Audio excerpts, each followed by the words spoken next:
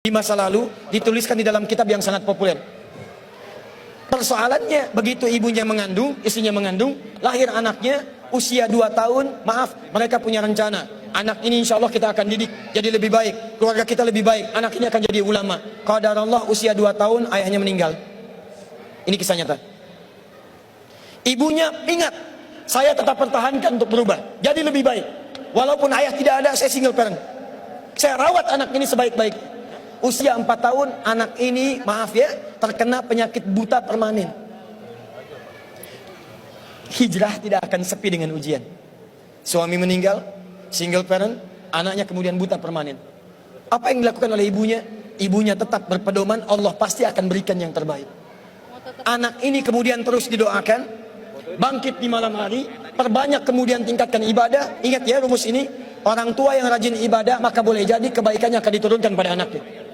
Ibunya yang berdoa, anaknya yang mendapatkan bagiannya. Matanya buta tapi diganti oleh Allah dengan ingatan yang luar biasa. Kalau Anda bacakan satu kalimat, satu baris ini, satu lembar buku dibacakan oleh Anda satu halaman, maka seketika dia akan ingat seketika tanpa diulang. Dengan titik, dengan komanya. Anak ini kemudian dibawa ke sekolah Al-Quran, dimasukkan talaki ke syekh di sana. Syekh di situ kemudian membacakan pada saat itu surat Qaf, surah ke-50. Qaf dibacakan sampai akhir ayatnya. Anak ini anak yang paling kecil teman-teman, mata buta, gak bisa ngelihat. Teman-temannya berada di atasnya usianya, ada yang 6 tahun, 7 tahun, dia 4 tahun. Begitu selesai membacakan, kata syekhnya, lihat kalimatnya, man hafidha ala zahri qalbi, siapa yang hafal apa yang tadi saya bacakan, hafalan di dalam kepalanya, bukan di luar kepala. Hafal di luar kepala masih belum hafal.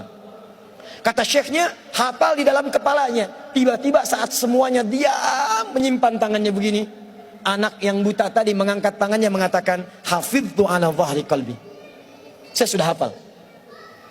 Syekhnya penasaran, kata syekhnya, bagaimana? Diambil anaknya ke depan, diminta baca, Masya Allah, bacaannya bukan hanya hafal, makhrajnya, sifat hurufnya, tajwidnya, semua mirip dengan syekhnya. Kata syekhnya, minal an tadrusul hadis, dari sejak sekarang ananda mesti belajar hadis, karena Quran itu dijamin kemudahannya, hadis yang tidak ada jaminan.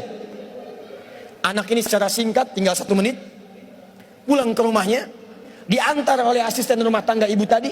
Begitu nyampe di rumahnya wajahnya gembira, mengatakan pada ibunya, Ummi, ibu, tadi saya dipuji oleh saya begini, ada kejadian begini, saya seperti ini. Kata anak ini, minal an uridul hadis, ma, sekarang saya pengen belajar hadis. Kata ibunya, ya bunayya iktafi bil Quran, anakku sayang, kamu punya keterbatasan, supaya kamu nggak capek sekarang Quran dulu, baru setelah itu hadis. Kata anaknya, lah, dia percaya pada gurunya, dia percaya pada keyakinannya, dia katakan, ma, saya pengen belajar hadis. Dia tinggalkan ibunya sambil meraba jalan begini ke kamarnya. Perhatikan baik-baik, begitu ibunya melihat, ingat kemudian dengan suaminya, ingat tentang rencana mereka, ingat tentang mereka punya rencana masuk surga bersama-sama. Teman-teman, ibunya langsung masuk ke dalam kamar, dia bentangkan sajadahnya di mihrabnya, dia salat 2 rakaat, dia bermohon kepada Allah. Saat sujud itulah dia tumpahkan segala keinginannya. Perhatikan kalimatnya. Rahasianya ada di Quran surah ke-17 ayat 110 sampai dengan 111, paling kanan sebelah atas. Ya Allah yal basir, yalladzi ala kulli syai'in qadir, a'id basirat ibni. Saya mau akhiri.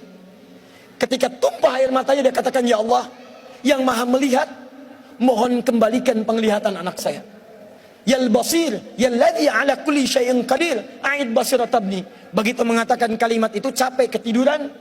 Kemudian pada saat itulah anaknya sedang mengulang surat Qaf di kamarnya. Begitu ibunya mengatakan yal basir, anaknya sampai pada ayat ke-22. Laqad kunta fi ghaflatin min hadza fakashafna 'anka ghita'aka wa basaruka al-yawma hadid. Ibunya menyebut yal basir, anaknya sampai di ayat wa basaruka al-yawma hadid. Dulu pandanganmu tertutup, sekarang kami akan buka, kamu akan melihat setelah ini dengan setajam-tajamnya.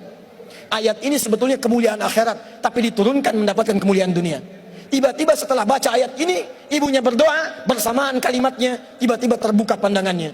anak ini bisa melihat kembali. Saking kagetnya dia lompat, dia kejar ibunya. Ummi laqad ra'ait. Ma, saya bisa lihat lagi. Ma, saya bisa lihat lagi. Ibunya kaget kemudian terbangun. Dia peluk anaknya, dia katakan, "Nah, mungkin kamu melihat bukan dengan hatimu. Kamu melihat bukan dengan matamu. Rubbama ra'aita biqalbik laisa bi'ainik." Mungkin bukan matamu tapi hatimu. Waktu habis. Kisah belum selesai. Tinggal 1 menit. Boleh 1 menit? Lihat sini. Kata anaknya, "Mah, saya melihat dengan mata saya. Ini mama pakai baju ini. Di sekitar kita ada benda-benda ini." Allahu Akbar. Ibunya kemudian yakin anak itu bisa melihat. Dipeluklah anaknya. Keduanya kemudian menangis. Dan ibunya sejak saat itu yakin bahwa anak ini punya kemuliaan besar di masa depan. Maka disekolahkanlah kemudian tempat-tempat terbaik. Belajar hadis terbaik. Diingat segalanya. Cepat luar biasa. Anak ini kemudian dikenal dengan luar biasa di masa depan. Nama anak ini adalah Muhammad. Bapaknya yang meninggal namanya Ismail. Kakeknya namanya Ibrahim. Kakek buyutnya Al-Mughirah. Eyang buyutnya Al-Bardizbah. Tinggal di kecamatan Ju'fah. Di Kabupaten Bukhara. Provinsi Khorasan. Negara Uzbekistan sekarang. Kelak di kemudian hari. Dia dikenal dengan nama daerahnya Bukhara. Dengan Al-Bukhari. Itulah kisah Imam Al-Bukhari.